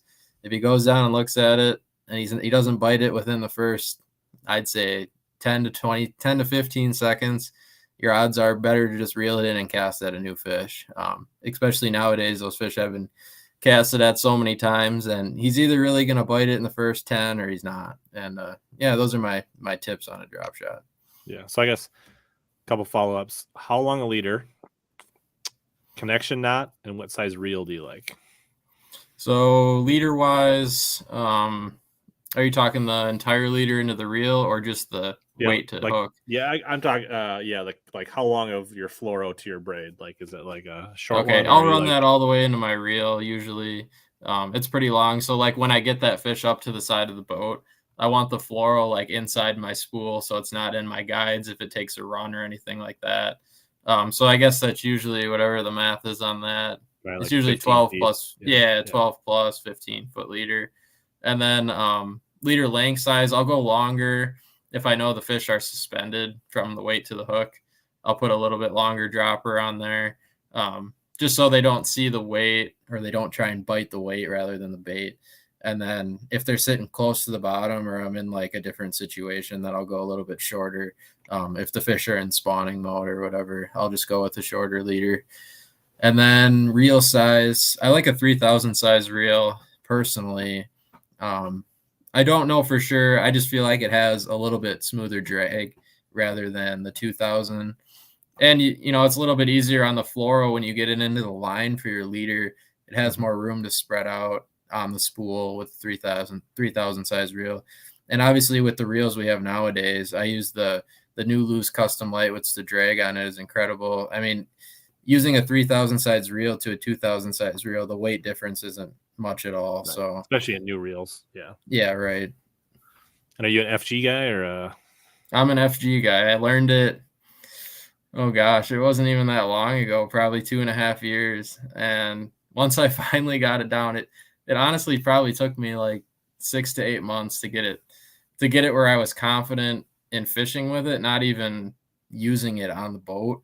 Or like re-rigging it on the boat. It was probably like a year in where I was finally like efficient with it, retying it on the boat. But yeah, I finally got my method down, and it's a little bit different than I'm sure than everyone else's, but it works.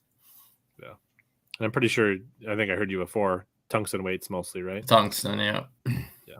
So if you're catching $100,000 worth of fish in St. Lawrence, you can toss tungsten weights back like they're going out of style. Yeah. It doesn't feel bad losing it's easier to accept losing a tungsten weight when you're bringing in a 6-pounder. Right, exactly. All right, Alex, what about you? Ditto. Yeah, I feel like I'm pretty much. I'm pretty much in the same ballpark.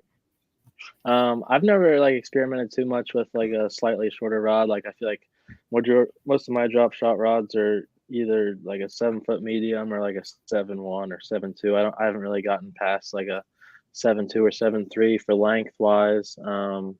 It's always like a medium fast action rod for the most part. And then like line wise, it's either 10 or 15 pound braid to like 90% of the time it's 8-pound fluorocarbon. Granted, I've been on Lake Erie before, and like I've beefed up to like 10-pound fluoro as for my leader line, just because there's a lot of zebra mussels and rocks, and certain times of the year like the water isn't as clear, or the fish are just super hungry and like they don't really care if it's 8-pound test or 10-pound test. But yeah, I've never really done 6-pound tests. I just haven't been in the conditions or the scenario where I've like needed to downsize to that light of line. And my kind of go-to for my leader length is I'll tie my knot and I'll reel it down to I'll have like a full length, or I'll reel my knot all the way to my spool and then do it like one more reel. So like that. So if I have a 7-foot rod, I'll have roughly like 16 feet of like leader line, just because sometimes you break off or you're retying or like your weights fly off and things like that. And I keep it like pretty simple too. I use either a number, like either 1 or 2 size drop shot hook, and like I primarily nose hook it. I've never really explored much with when you kind of thread it on, just because I feel like you lose a lot of action on a lot of baits like that. I nose hook it as close to like the tip of that bait that I'm using, like as close as I can, just because for like a drop shot hook is already pretty small. And so if you have that bait in there and the fish does bite it, like you want that bait to be like kind of as small as possible, like in the bend of that hook, just because you want as much leverage as you can get, and like in hopes like when the fish eats the bait or it jumps, like that bait just goes flying off. Just so I'd rather it go flying off than still be connected to the thing, just because it's more So you don't want the bait things that could possibly go wrong. Yeah, you don't want it balled up and then the fish doesn't have as much bend of the hook lodged in there. And like I just do an overhand knot. I use lead drop shot weights. I don't have that much money where I don't have tungsten drop shot weights. I feel like it could make a difference, certain things, just because he's got a lot of just money, because it is more compact. Yeah. But I feel like I primarily just use 3/8 drop shot weight, just because you can kind of use it anywhere. And I just do like overhand knot because I kind of want that weight to be attached as like fragile as possible. So like when that fish does jump, it can just kind of toss off the weight, just because you don't want all that flopping around, and it gives it the fish more of a chance to lose it. But this year, like I've kind of thrown like all sorts of like drop shot baits. Obviously, like the Max Sense, a big deal. Just the whole scent technology. I've done a lot of like almost like Ned style baits, like Berkeley has like a little General, which is like just a small little like TRD style thing. Just because it's a lot less like subtle action. I feel like I've gained a lot of confidence in that compared to like a bigger, higher profile, like a flatworm or something like that. That's like 4 inches long. But like a little General or TRD, whatever you throw, it's just a lot more subtle and kind of sleek going through the water. It just kind of shimmies down.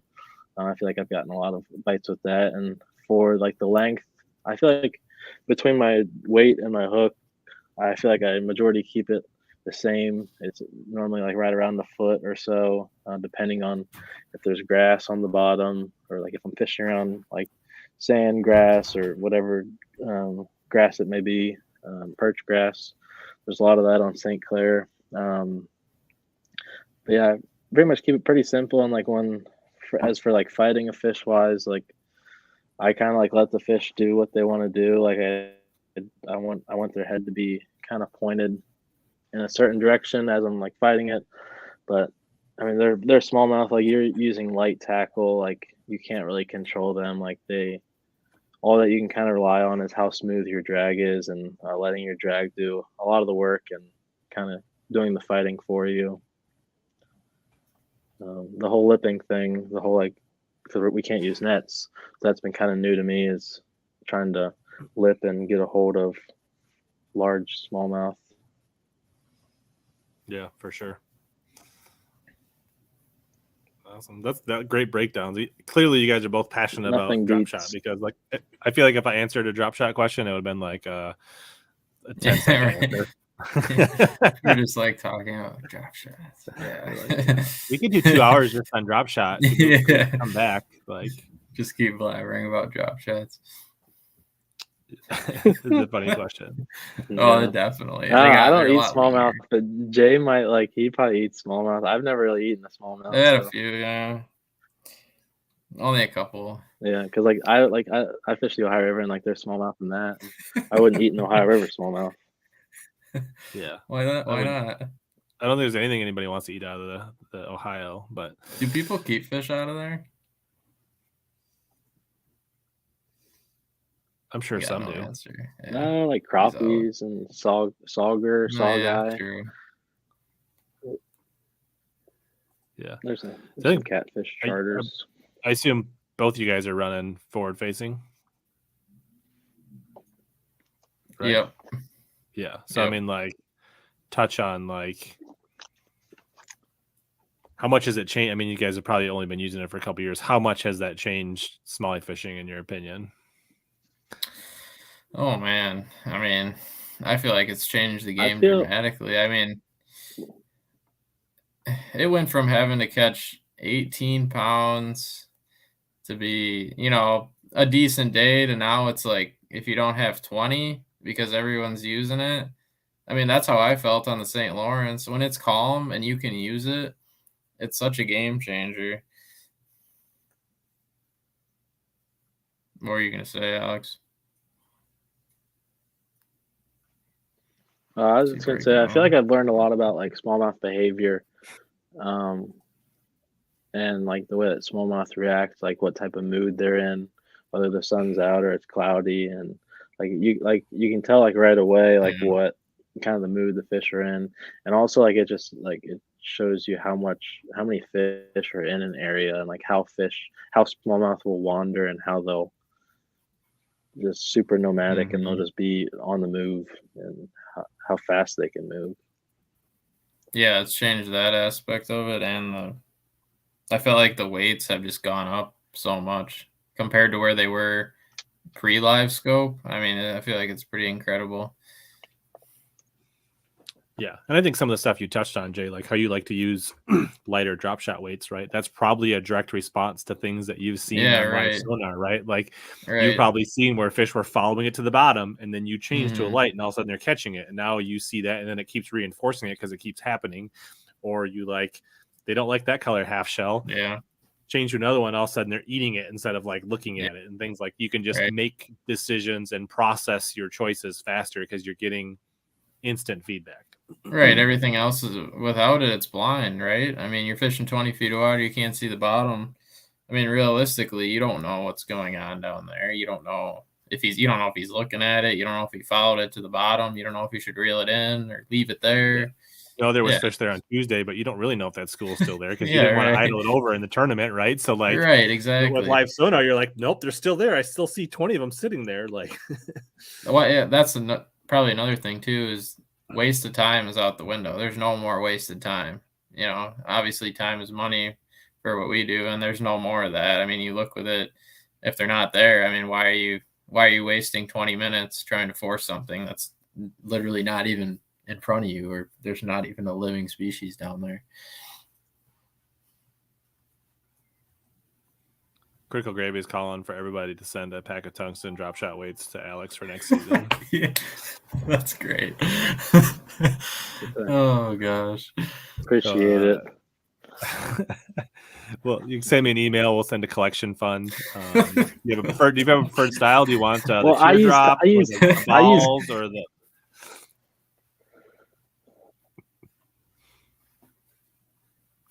I use tungsten, or like I use tungsten. I use lead for drop shot weights. Like, but I do use tungsten. I'm not like that. I'm not like that. I'm not that impoverished. I can flip with tungsten, guys. The old ball and chain. Oh, that's funny. Nice. Cool. Well, I know Jay, you wanted to kind of keep it. Didn't want to go a marathon show. You probably want to hang out with the missus. I assume her walking in the background is reminding you that like we were supposed to watch a movie tonight, Jay. So I want to thank you guys for coming on. That's awesome. Really appreciate it. Thanks for having us. Yeah, so good luck in 2023. We're going to hang on here for a few more minutes. I got a few things I want to show off. So everybody that's watching in the chat, you don't have to go anywhere, but we're going to let Alex and Jay go and get back to you guys got some lake prep, some sleep to get, things got to get done before Okeechobee, right? Lots of stuff's got to get done. Yeah, we got to get the boat wrapped, and we got to drive down to Florida. Yeah, I want to plug in one more thing for it. Sure. Yeah, I guess if there's anything else for sure, like if there's any sponsors, things like that, quick. Yeah. Next year, Jay and I we're actually doing, next year Jay and I are doing a YouTube series. We're each gonna kind of create our own videos of kind of like day in the life of both of our snoring adventures or fish catching adventures or whatever it may be. We're each gonna have our own separate channel. We're gonna have some content produced for that. So we're we're pretty excited for that, just because it's kind of like a new avenue that we're exploring, at least for content, and it should be pretty fun. Like there'll be a lot of fish catches hopefully, and then also a lot of just kind of cutting loose and what actually goes on in some of the crusty places that Jay and I stays at and things like that, and the real life of thanks two 23-year-olds fishing on the Elite Series. Right. Yeah, I felt like it was definitely an opportunity that we had in front of us, and I'm glad we went out of the way to hopefully make that done. And we're gonna have our own fish catches, but everything else will be filmed behind the scenes, and I think it'll be pretty cool. I think it'll be something people at least want to take a look at in the long run. So yeah, is this like a joint channel or a separate channel, or what's that?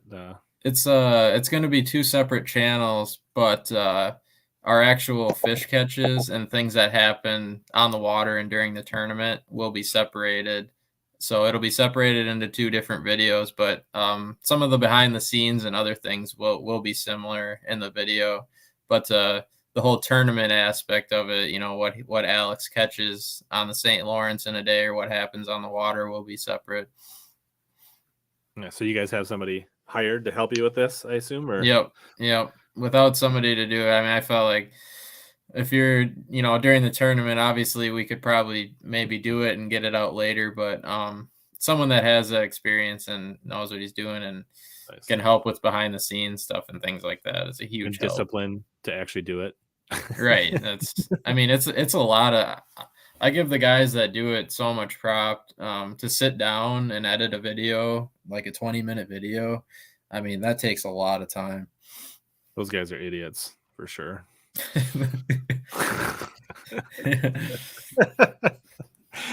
So we'll just, are those channels out there where people can search your name and find them? Or are they created yet? They're not up. They're not currently up right now, but look for them to be up, February of next year when we go to our first tournament. Because these are going to be tournament-based videos with mixed videos in between. We're going to obviously we're going to spread off and do our own videos when we're not actually fishing tournaments, but just a little bit of a jump start to film the actual, what we're doing, like what we're doing on the road. So I assume it's just going to be Jay Shikurat Fishing and Alex Redwine Fishing on YouTube, like probably something like that. Yeah, something like that. Alex decides to spice this up. I already have I have a YouTube channel. I think there's 3 videos on it. Like one's of me fishing in Florida for fun, one, and then I have 2 videos of me fishing on the Ohio River. Just short little things. If anyone has any desire to watch me catch something out of that Ohio River, but so is that where yours is going to be hosted, so people can go there and that's the channel that'll be on, and that's it. Okay. Yeah, it's just Alex Redwine Fishing, and we're really looking forward to that, and hopefully people everybody watching it. Go subscribe right now, and Alex can get a big jump on Jay in subscribers, and then that'll be the first step to beat Jay 23. Hashtag beat Jay 2023. Oh my god. Dude. All right, guys. Lots of fun. I'll probably put that in my own thing too. Nice. All right. Well, we're gonna keep answering a few questions and hang out. Thanks for jumping in, guys. And you guys, Yeah, no problem. Appreciate you having us on. Yeah, good luck this year. Sure. Thank you. All right, thanks, guys. That was awesome. That was fun. So hope you guys enjoyed that. We're gonna keep the thing rolling here a little bit, just because in case TK's watching, and I don't want him to be upset with me. I know Amy was here. I don't want him to have to watch any reality TV too early tonight. I did see Amy bopped in earlier and said hi. We were rolling, so I didn't get to say hi, Amy, if you're still around. Speaking of Amy and TK, I do have some mail. Got a couple things in mail. So I did get some last minute stuff for kind of some Cyber Monday, Black Friday stuff. So I'm going to open those up, answer any questions, kind of check in. So what's going on with everybody? Reminder that we are powered by Arsenal Fishing and Omnia. It sounds like the name of the channel is going to be Alex Redwine Fishing or something like that. That's already out there. And then Jay's still got to create his. Amy's still here. What's up, Amy? Sounds like you guys mostly liked it. I'm almost exactly their age combined. I'm 44. So if you add them together, they're almost the same age as I am. Yeah, your math was a little bit off, AJ, but we'll let it slide. It made for a good reel. I'll make my own link sausage on the phone. There you go. Getting that deer made into venison. That's awesome. So that's cool. All right. So we got the to be determined or the pack from Tacklecraft. As a man, I haven't even started shopping for. I had one thing come in, but no, I still need to go.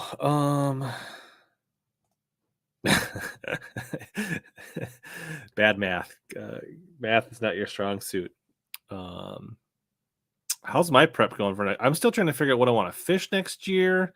I started laying out schedules. I want to fish the BFLs, trying to figure out how I'm going to swing that with time off.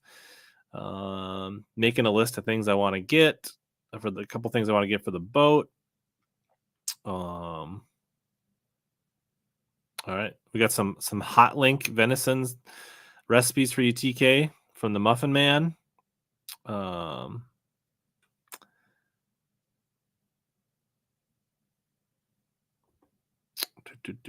else is going on here? Any questions? All right. Yeah. So tournament, the prep. So I got some things to add to the Camus, some things going on. Want to add some things to the boat. Other than that, like gear wise, I don't imagine doing a ton here. So let's see what's any guesses what this is? I'm sure somebody can guess.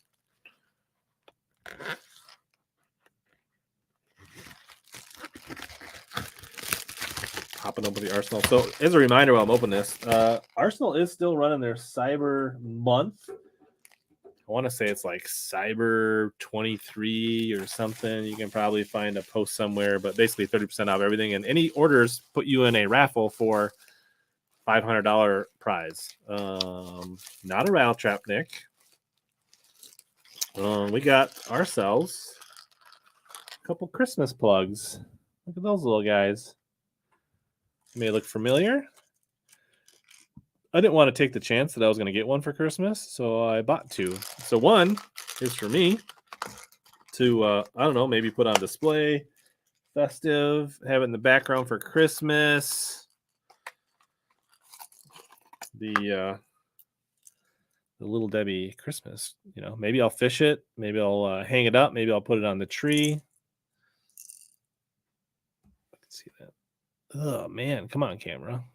That white never works on the webcam. There you go. Better. I don't know if they still have any of these left, Amy or TK. Are they all gone? Can people still get these? I'm not sure.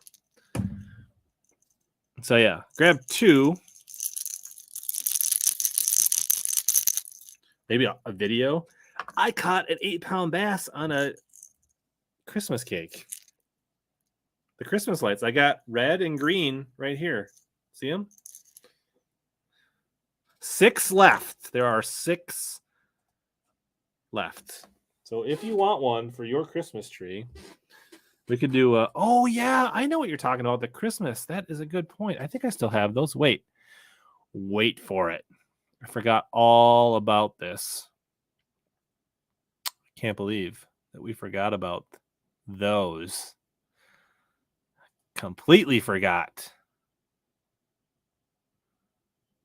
Who's the one that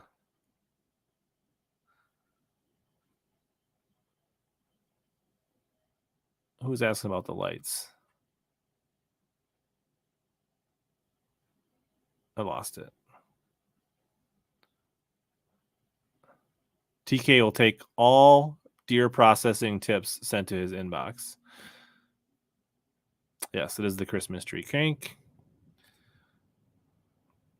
Not a chance. Yeah, there you go, Bo. I got him up. Thanks for the reminder. I kind of forgot about those. Excellent stocking stuffer for the angler that has everything.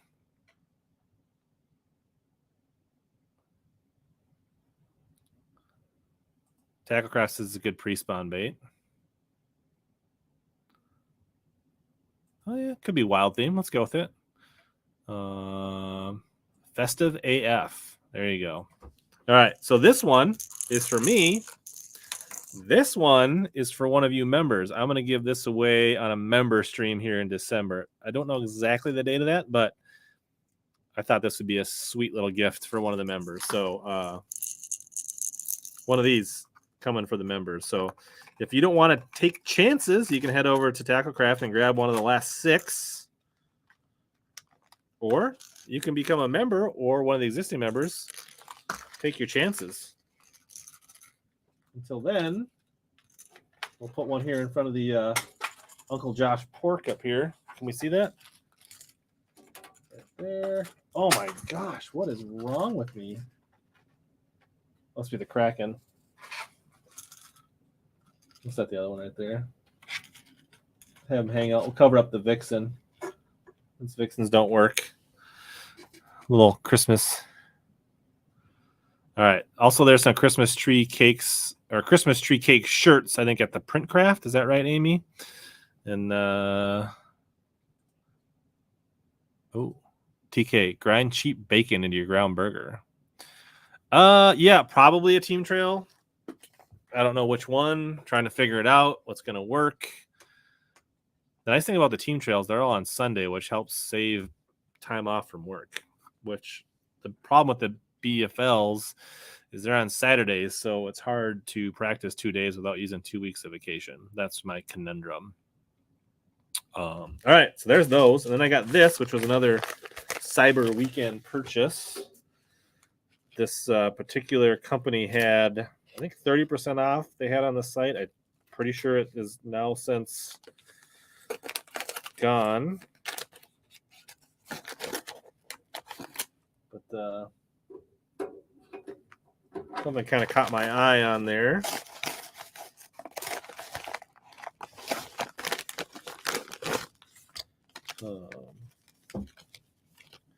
So the and I didn't know what exactly, hard to tell exactly what they looked or how big they were, but they look like kind of chicken style jigs. So these are Bryant's custom jigs. I got them a little heavier. Got the Mustad version in a 3/4. So these are definitely a little smaller than a chicken, but they're I got 2 different colors here. I forget what the colors are called. It doesn't say on the pack. They're kind of a shad and a bleeding shad color. So these are definitely not as full bodied as a chicken. I don't have a chicken anywhere around here, but wanted to get these kind of style jigs to throw because there's a lot of guys catching some really good largemouth up on our lakes on these style jigs, but these are a little bit smaller. So grab those from Bryant's Custom Jigs. No affiliation. I just took a flyer on these to see how they looked and how they potentially stacked up towards a chicken. There's something I might want to throw.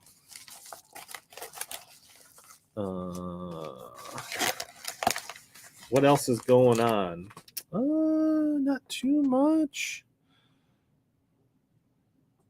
Yeah, I think that's for the because I think straight ground venison is not the best. It's a little dry, right? I think a lot of us like cutting some steaks out of some of the loins and the back straps and maybe the few prime cuts around the shoulders, but a lot of the stuff that you grind up, typically you need a little fat in there. Because I know my neighbor has some like pork sausage brat sausage things that they didn't really add any meat to. Not my favorite, not gonna lie.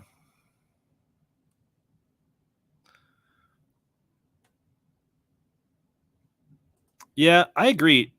I not a popular opinion, Travis, but I am totally 100% with you. Like, I like deer and I like venison, but to me, venison tops out here, and the ceiling on beef is like way higher.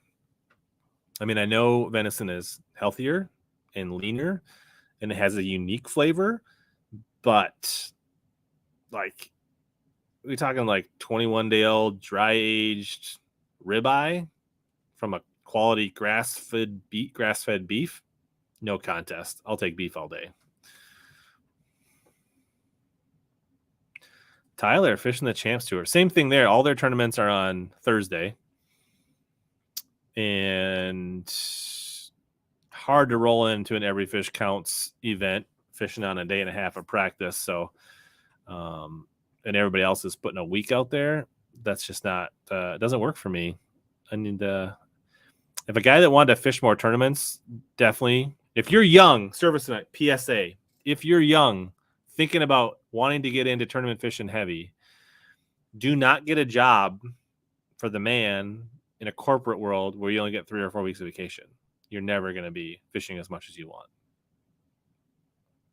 Become a realtor, own your own business, construction, things like that, where you can kind of make your own schedule. But if you only have so much vacation and you ever decide to get married and have a life and a family and a wife and kids, you're just never going to have enough vacation to fish everything you want.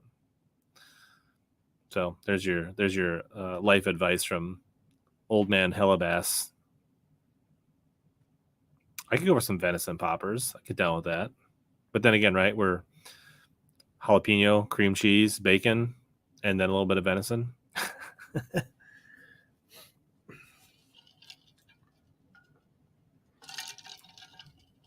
Whoa, most controversial comment of the night in here from AJ. But that's because you're too busy baking muffins, AJ. You don't have time for beef.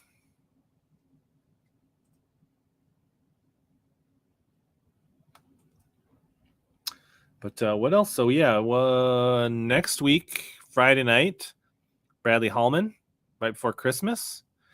So look forward to that. Maybe next Wednesday night, maybe I do like a live. Maybe that's when we give some of this stuff away. The following week, I think we're gonna have Bass Fishing HQ.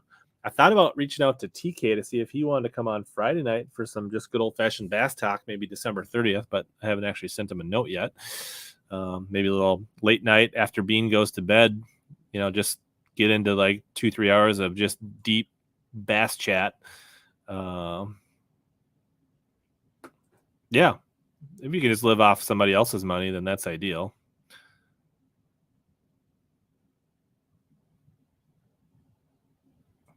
Oh, they big timed you, TK. Unreal. Never paint any crankbaits for anybody at the Yamamoto Ranch after that. Yeah, I'm excited to have Hallman back on. That was I feel like that was a really good stream that we had a while back when the audience wasn't super huge, but we had some really good discussion. That one's probably worth going back and listening to. Hallman shared some really good sage advice for tournament anglers and just fishing in general. So excited to have him back on. He's a really good dude. So yeah, who's anybody on here got all their Christmas shopping done, or are you like the traditional mail where you haven't even started Christmas shopping as God intended?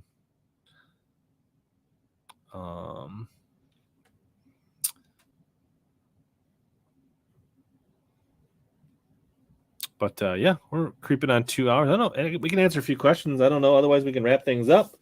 I know mainstream fishing and fishing the Southeast. I think it went live at 9:30 Central. I kind of set up an auto redirect, so hopefully you guys that are still on here will just get thrown into Jermaine's stream. We'll see if it works. Better late than never, Gabe. We know you're always going to listen when you're delivering people's parcels, so that's cool. Can never go wrong with an Omnia gift card, for sure. If they don't like them, hopefully they just give them back to you. A kayak for Christmas. There you go. Join the Plastic Navy, Amy.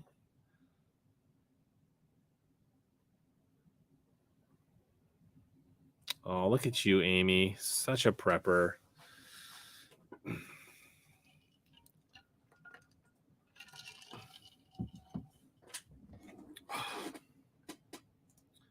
But all right. Yeah, man. I thought I'd have more to talk about after the going on, but yeah, Jermaine's on. We can go over and flood his stream. I'll go ahead and put that in the comments. There you go. Long con regift year after year. Travis bought all his girls' kayaks. All right. Ask for Omni gift cards. Yep. I have the auto redirect on.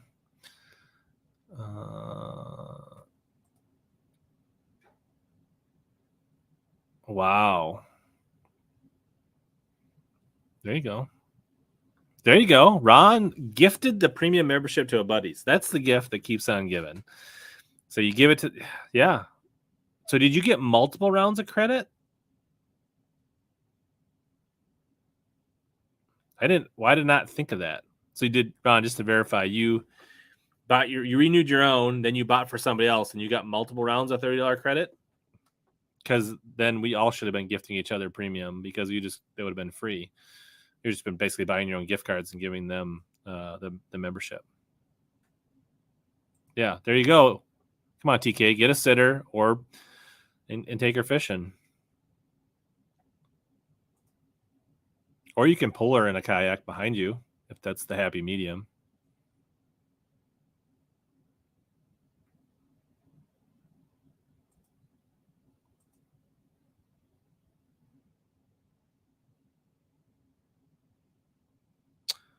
I only have a couple of the.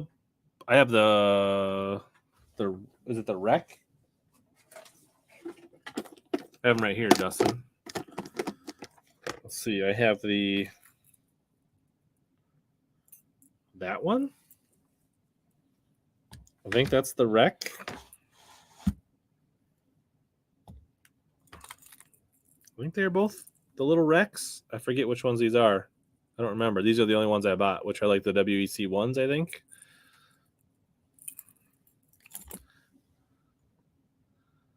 Wow.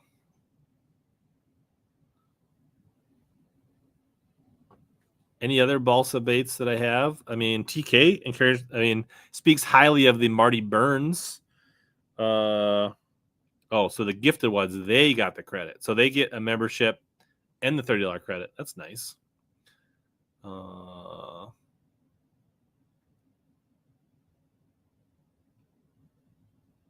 Yeah, that's the wreck.